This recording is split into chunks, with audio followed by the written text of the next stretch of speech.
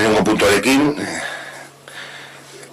bake epailaren hautatzea, selección de juez de paz, idazkariak bake epailea hautatzeko egindako txostena oinarrituta, hurrengo urterako Ortuellako bake epaile gisa, bueno, ez dute esango bere nam, baina txostenan proposaturikoa adierazten da.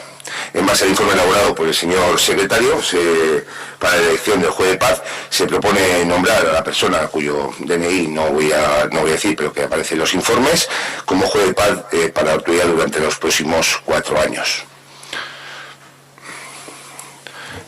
Oiene.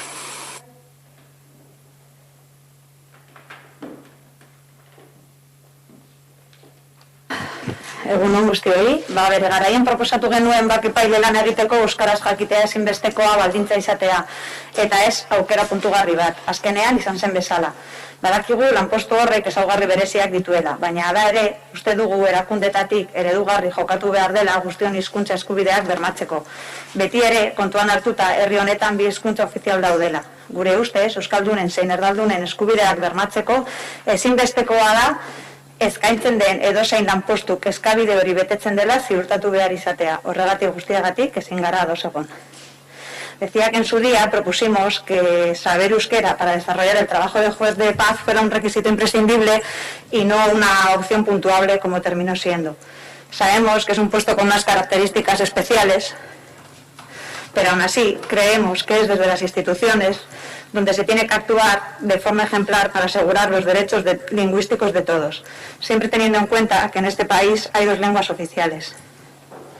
Creemos que para asegurar el derecho tanto de los euskaldunes como de los castellanoparlantes es imprescindible que cualquier puesto que se oferte tiene que asegurar que este derecho se cumple.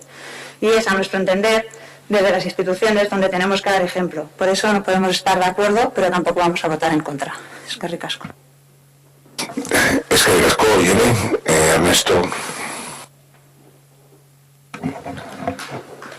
Sí, cuando se trajeron las bases, no sé qué comisión fue exactamente, hace ya unas cuantas, el año pasado, se comentó eso, el tema del euskera, y se consensuó, entre comillas, el hecho de plantear 2 porcentajes diferentes según si tuvieran PL3 o PL2.